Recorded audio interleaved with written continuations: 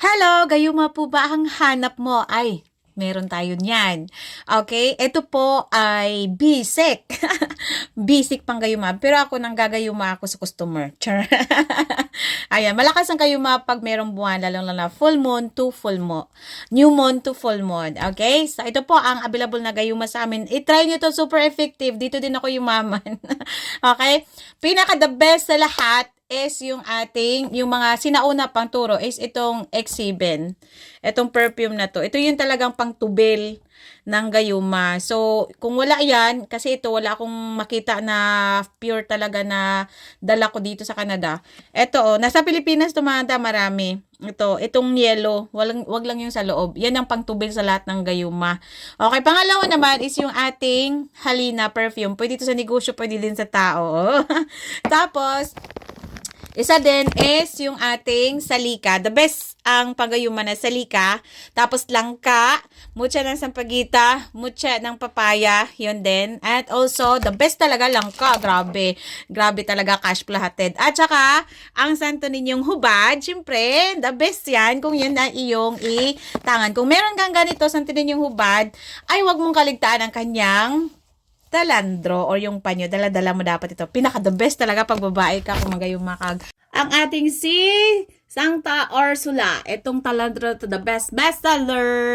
At pinaka the bestseller din po kung kayo may tindahan, sugal, or panghalina din to sa babae.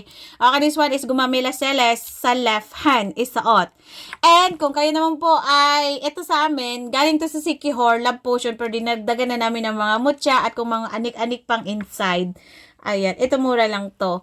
Tsaka ito mura lang to. Mura naman to lahat.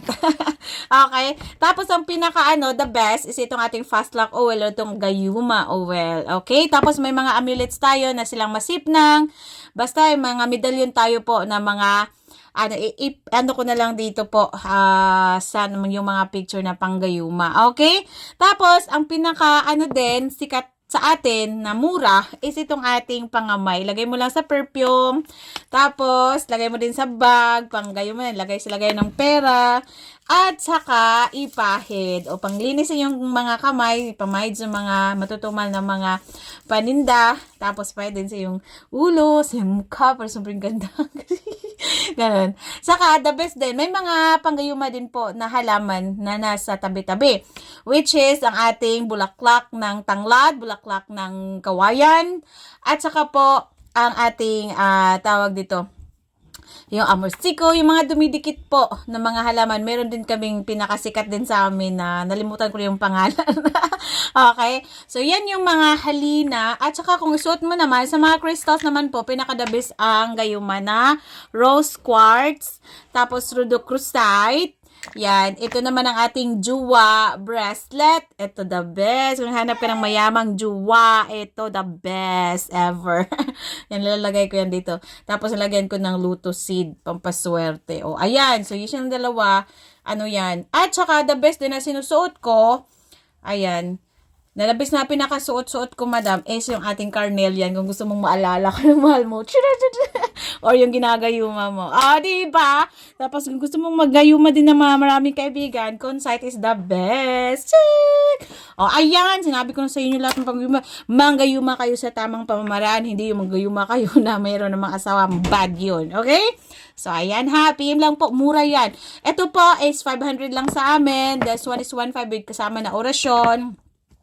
Ito din po is only 800. Ito naman po is only 300 pesos. Tapos 300 pesos din po yung yung ating pangamay, yung nasa perfume. Ito po.